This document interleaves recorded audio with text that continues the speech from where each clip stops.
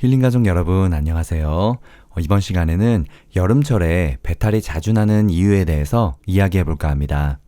여러분, 여름철에 배탈이 나는 경우가 가을이나 겨울철보다 혹시 많으시죠?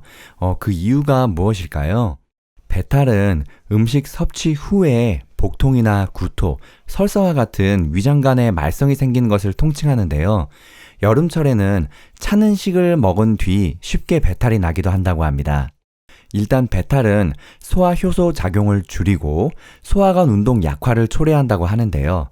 여름철에 특히 찬 음식을 먹을 때는 배탈이 잘 나는 의학적인 이유는 사실 명확하지는 않지만 여러 가지 이유가 될 만한 원인들이 있다고 합니다. 첫 번째로 찬 음식을 먹을 경우에 소화 효소의 작용이 감소할 수 있다는 것입니다.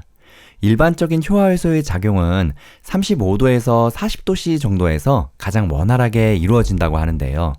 따라서 찬 음식을 먹으면 소화기관의 온도가 떨어지기 때문에 음식물의 소화가 원활하게 이루어지지 않을 수 있다고 합니다.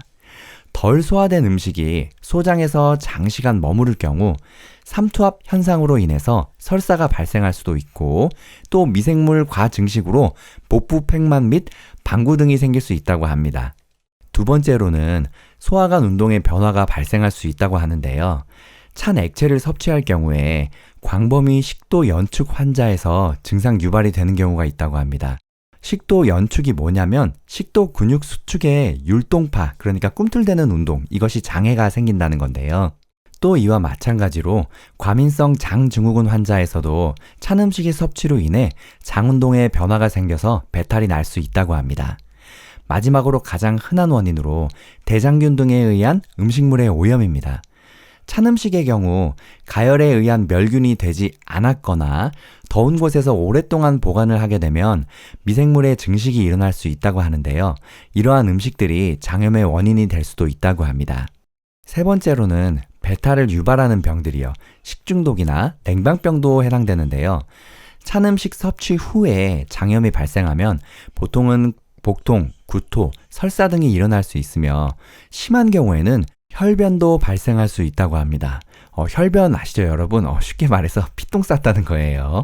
그리고 장염이 발생하지 않은 경우에도 복통, 복부 팽만감, 또 과도한 방구 등이 흔하게 일어난다고 합니다. 장염의 심한 형태인 식중독도 여름철에 자주 발생하는데 대부분 비위생적으로 조리된 식품이나 불량한 개인위생으로 인해서 발생하면서 역시 복통, 구토, 설사, 발열, 혈변 등이 흔하게 나타나고 또 심한 경우에는 저혈압이나 폐혈증 증상도 나타날 수 있다고 합니다. 또한 찬 음식이나 장염으로 인한 소화장애 외에도 냉방병으로 인해서 소화장애도 나타날 수 있다고 하는데요. 냉방병은 실내외의 급작스러운 온도 차이에 따른 스트레스가 원인이 돼서 생긴다고 합니다. 주로 두통이나 코막힘 등의 감기 증상이 나타나거나 소화불량 및 복부의 불쾌감, 설사 등의 위장장애가 발생하기도 하는데요. 이는 아마도 급격한 온도 변화가 장기의 운동을 조절하는 이런 자율신경에 영향을 주기 때문이라고 여겨진다고 합니다. 여러분 에어컨을 장시간 오래 쐬면 머리가 띵하거나 아니면 배가 살짝 아프거나 하는 경우 있을 거예요.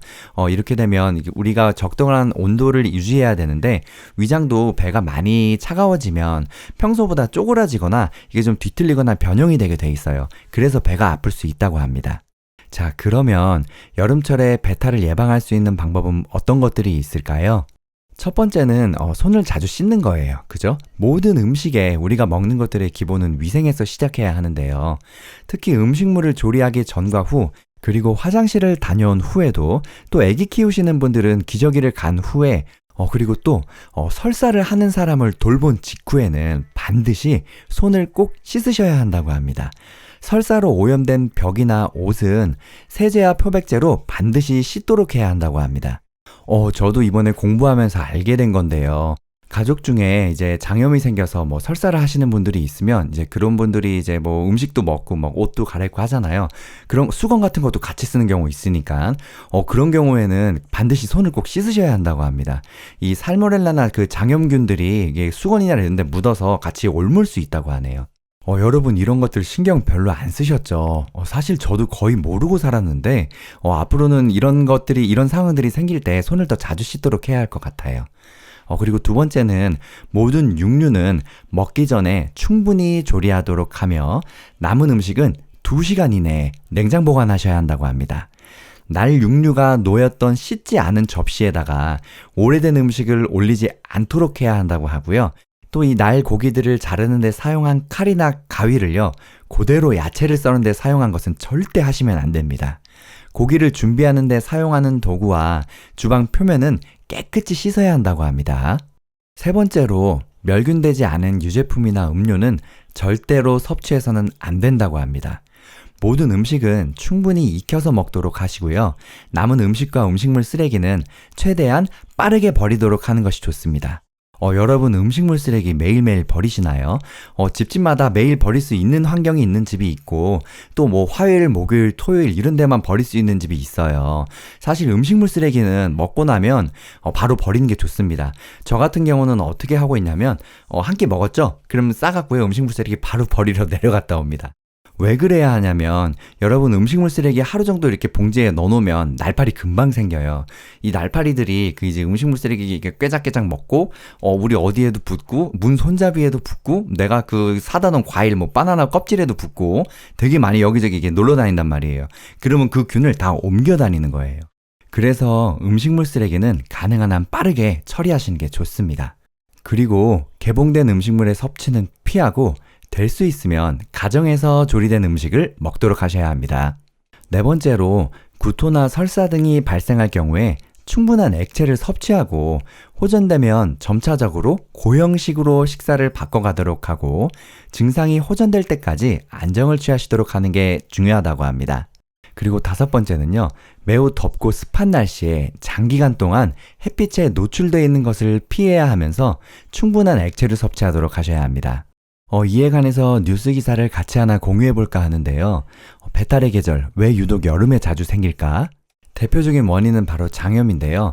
건강보험 빅데이터에 따르면 2021년에 장염으로 의료기관을 찾은 환자 수는 여름이 시작되는 6월부터 눈에 띄게 늘었다고 합니다. 지난해 5월 말에는 41만 명 정도였던 환자가 6월에 들어서 48만 명까지 증가했다고 하고요. 7월에는 무려 50만 명 정도의 장염 환자가 발생했다고 합니다. 특히 여름철에는 익히지 않은 음식들, 또 식중독균 오염 위험이 가장 크다고 하는데요. 여름철에는 차가운 음료나 빙과류, 과일, 또 익히지 않은 각종 음식들을 섭취할 기회가 많아지는데요. 이러한 식품에는 배탈을 일으키는 대장균, 포도상구균 등의 각종 식중독균이 오염의 원인이 있다고 합니다. 위장이나 대장의 상태가 평소에 좋지 않거나 몸의 저항력이 약해져 있으면 세균의 침입에 저항하지 못해서 장염 등 식중독 우려가 더 커진다고 하는데요. 특히 찬 음식을 과도하게 섭취할 경우에는 배탈은 물론 심하면 위경련까지도 일으킬 수 있으므로 주의하셔야 한다고 하네요. 이런 음식들로 인해서 식중독을 앓게 될 경우 가장 많이 나타나는 증상은 다름 아닌 배탈, 설사, 구토 등인데요. 이때 지사제나 항생제를 함부로 먹으면 오히려 더 위험하다고 합니다. 그 설사의 그 균이 부스트 되기 때문인데요. 특히 이 설사는 몸속의 세균이나 독소를 장에서 흡수되지 않도록 체외로 빨리 배출해내는 일종의 인체 방어작용인데, 이 현상을 억지로 설사를 멈추게 하려고 하면 오히려 장염이 더 악화될 수 있다고 합니다. 그래서 여름에는 배탈을 예방하기 위해서 바른 음식 섭취가 필수인데요. 물은 가급적 끓여 마시는 게 좋고요. 어패류나 육류, 유제품 등은 반드시 냉장 보관하셔야 한다고 합니다. 또 너무 차갑거나 자극적인 음식은 물론 청결하지 않은 곳에서 사 먹는 음식은 자칫 비위생적일 수 있으므로 섭취를 피하시는 것이 좋다고 합니다.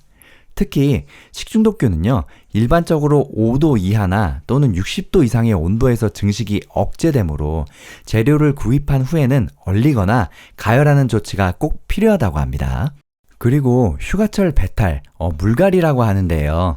이 물갈이는 여행 시에 배탈이 나는 현상으로 평소와 다른 물이나 음식을 섭취함으로 인해 발생한다고 합니다. 주로 해외여행 가셨을 때 이 물갈이를 경험하신 분들이 있으실 거예요. 이 물갈이는 앞서 언급한 식중독균 등의 유해균이 오염된 음식이나 물을 통해서 인체로 들어와서 발생한다고 하는데요. 평소에 내성이 생기지 않은 유해균이 몸속으로 침투하면 대개는 하루 3회에서 5회 설사를 하거나 또 이게 3, 4일 동안 지속되다가 점차적으로 호전되지만 또 심한 경우에는 복통이나 열, 심한 설사를 겪기도 한다고 합니다.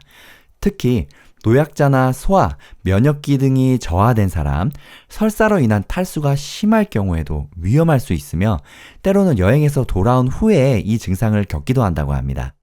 동남아 여행 다녀오셨던 분들 이런 증상 겪으신 분들 많으실 거예요. 동남아가 우리나라보다 남쪽에 있잖아요. 그만큼 더 덥기 때문에 균도 더 빨리 번식하고 사실 동남아는 물이 그렇게 깨끗하지 않아요. 그리고 우리 여행지에 가면 보통 물 끓일 시설이 없잖아요. 그죠?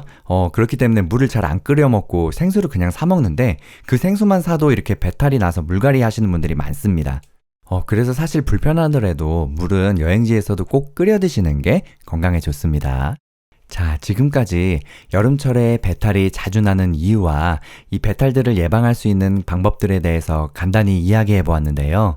이것들은 다 우리 생활 식습관이랑 연관이 된 이야기들이에요. 손을 자주 씻는 거, 그리고 고기들 같은 거 빨리 조리하고, 그 다음에 남으면 냉장고에 빨리 넣어야 되는 거. 그리고 특히 날 것들을 자르거나 했을 때 이런 것들 꼭 씻어야 되는 거. 그리고 가족들 중에 장염 환자가 생겼을 때 더 위생을 더 신경 써야 하는 거. 그리고 음식물 쓰레기 같은 것들로 빨리 버리는 게 좋다는 거예요. 사실 항상 말씀드리지만 건강을 챙기려면 내가 귀찮아집니다. 그죠? 제가 꼭 잔소리하는 것 같은데요. 그래도 여러분, 우리 건강, 우리 가족들의 건강과 위생을 위해서는요, 조금 귀찮더라도 한 번 더 씻고 더 잘 이렇게 신경 쓰셔야 합니다. 아시겠죠? 힐링 가족 여러분, 배탈 나지 마시고 건강한 음식 드시고 손 잘 씻으시고 항상 건강하세요. 힐링 가족 여러분, 사랑합니다.